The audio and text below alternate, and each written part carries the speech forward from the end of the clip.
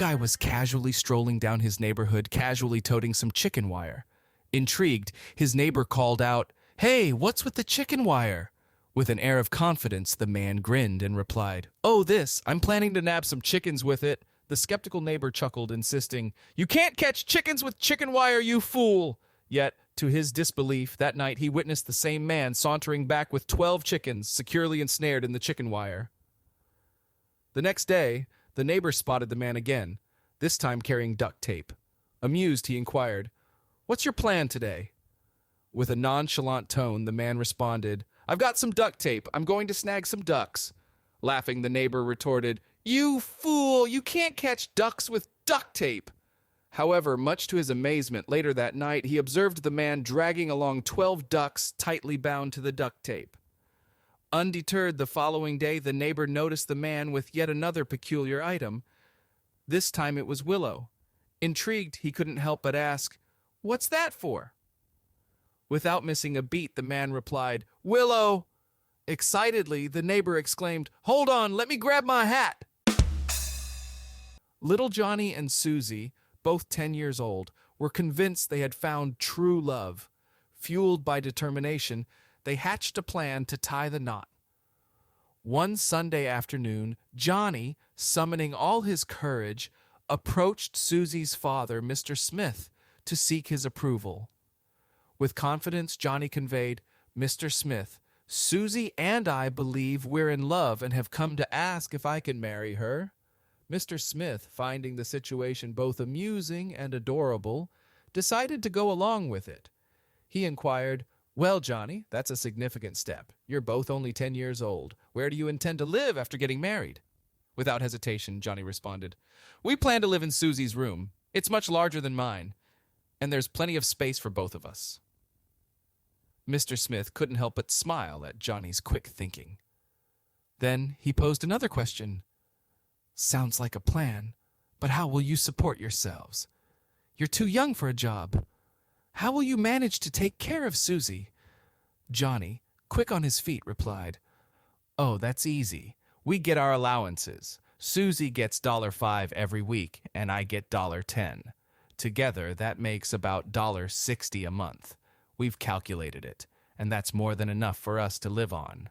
Mr. Smith was genuinely surprised at how well Johnny had thought this through.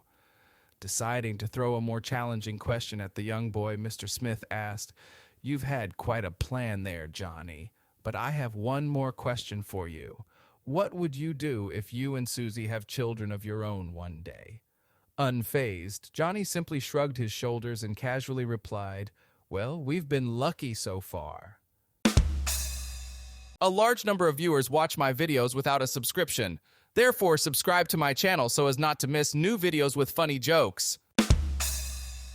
I happened to be in a public restroom, comfortably settled in a cubicle, when unexpectedly a voice from the adjacent cubicle chimed in, "Hi there! How are you doing today?" Now, I'm not one to typically engage in small talk while in a restroom, but on this peculiar occasion I felt compelled to respond, albeit a bit awkwardly, "I'm doing quite all right, thank you." To my surprise, the person in the next cubicle continued the unusual conversation, asking, "So, what are you up to?" I was taken aback by the oddity of such a question, especially in this setting.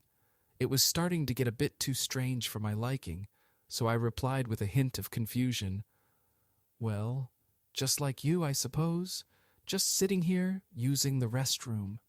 Feeling increasingly uncomfortable, I was ready to conclude this bizarre encounter when my neighbor threw another curveball, saying, "I'm dying to see you.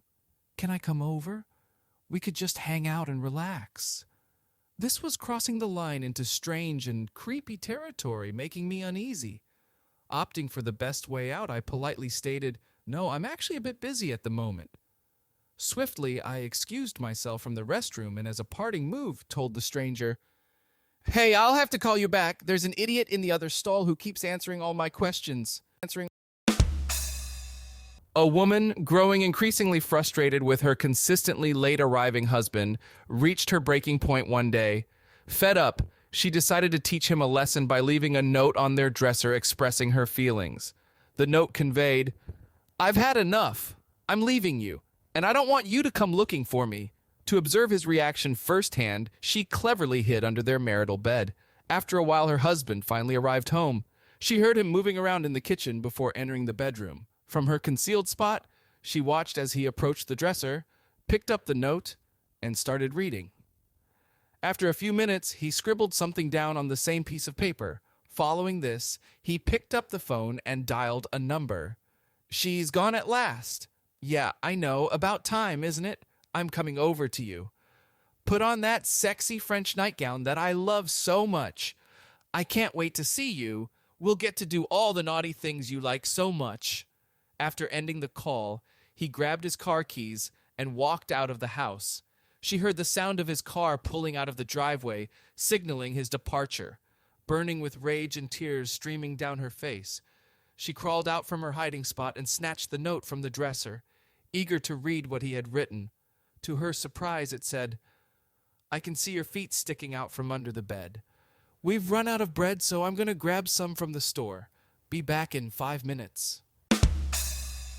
On his 74th birthday, an elderly man received a gift certificate from his wife. The certificate covered a visit to a medicine man residing on a nearby reservation, rumored to possess a remarkable cure for erectile dysfunction. After some persuasion, the old man decided to make the trip. He drove to the reservation, handed his ticket to the medicine man, and wondered what lay in store. The medicine man handed him a potion and, gripping his shoulder, cautioned, This is a powerful medicine. Take only a teaspoon and then say 1, 2, 3. When you do, you'll become more manly than ever before, and you can perform as long as you want. Encouraged, the man walked away, turning back to ask, How do I stop the medicine from working? Your partner must say 1, 2, 3, 4, the medicine man responded. But when she does, the medicine will not work again until the next full moon. Eager to see if it worked, the man went home, showered, shaved, took a spoonful of the medicine, and then invited his wife to join him in the bedroom. As she came in, he quickly stripped off his clothes and said, 1, 2, 3. Immediately, he became the manliest of men. His excited wife began shedding her clothes, asking, What was the 1, 2, 3 for? And that, boys and girls, is why we should never end our sentences with a preposition, because we could end up with a dangling, A guy decides to buy his new girlfriend a pair of gloves for Christmas, considering they've only been dating for 3 weeks, making it an ideal gift, romantic yet not too personal. To make the purchase, he enlists the help of the girlfriend's younger sister to point out a pair she'd like. They visit the mall, where the sister chooses a pair of white gloves and the guy buys them. The sister, however, also picks up a pair of panties for herself and purchases them. During the wrapping process, the clerk inadvertently switches the parcels without anyone noticing. Consequently, the sister receives the gloves, and the guy unknowingly takes home a gift box containing the panties. Without checking the contents, the guy rushes the gift to his sweetheart, but not before drafting a loving and helpful note to accompany it. The note expresses the following sentiments. To my dearest, I chose these gloves because I noticed you are not in the habit of wearing any when we go out in the evening. If it had not been for your sister, I would have chosen the long ones with the buttons, but she wears the short ones that are easier to remove.